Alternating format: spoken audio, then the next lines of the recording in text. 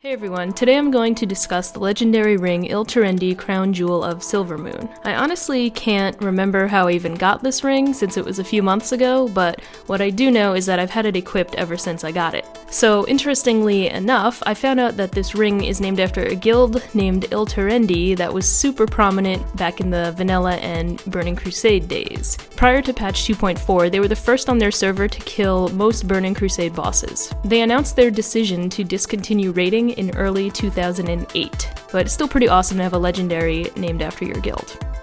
This ring was recently changed, but as it stands, it is a Paladin specific legendary with 2,658 base stamina, 2,137 critical strike, and 1,602 mastery. It has a prismatic socket, which I personally put the 150 critical strike gem in. The equip bonus is that Judgment increases all healing that you do by 15% for 5 seconds. It used to be 20%. Now, the thing about this ring is that it makes Aura of Mercy and Judgment of Light way more valuable to have. It makes a lot of sense to use this ring with the Judgment of Light talent, seeing as you get double the benefit from judging a target. You will, however, have to reconsider your gameplay and rotation if you do not already cast Judgment on cooldown. You will definitely have to switch to a more rotation-based playstyle. For example, casting Judgment on cooldown, party or raid members can benefit from the Judgment of Light heal buff, and you'll also receive additional healing for 5 seconds with each Judgment on cooldown. In browsing through the forums, a lot of people recommended that you use Bestow Faith with this talent. If you cast Bestow Faith before Judgment, the plus healing will be applied to Bestow Faith when the spell goes off. So, a recommended rotation to get the most out of Bestow Faith would be to cast Bestow Faith,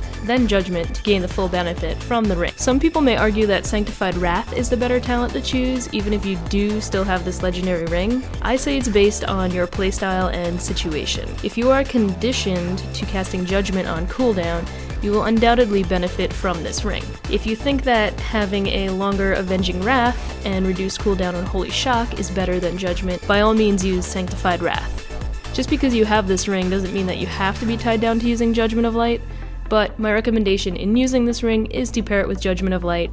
I mentioned Aura of Mercy earlier, and using Aura Mastery in combination with this ring is extremely powerful. When you use Aura Mastery, all allies within the 100-yard range of the aura are healed and healing is increased by 100%. Aura Mastery has a 6-second duration, and the buff from the ring has a 5-second duration, so you can judge your target, pop Aura Mastery, and even Light of Dawn for some extra heals. All in all, as I said earlier, I've been using this ring ever since it dropped for me, and because I was personally conditioned to using Judgment of Light on cooldown, it just seemed to work best for my playstyle. My other current legendary that I use for Holy is Obsidian Stone Spalders, which I did a review on that you could check out over here.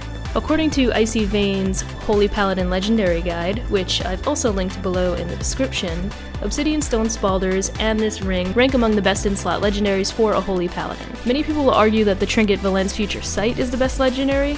That's the next legendary that I hope to get because I'd love to experiment with it. I do tend to do a lot of overhealing at times, so I would like to see how it works out for me. Based on my usage of these two legendaries, however, I am pretty pleased with their performance so far. The only contradiction that I've seen is that it is highly recommended to use Aura of Sacrifice with the Obsidian Stone Spalders to gain the most from the beacon healing effect. However, with the Ilterendi ring, many people recommend using Aura of Mercy for the insane increased healing buff you get from Aura Mastery. Personally, I've been switching back and forth between these two auras situationally. For example, if my raid group is lacking group heals for whatever reason, I'd be more inclined to have Aura of Mercy talented.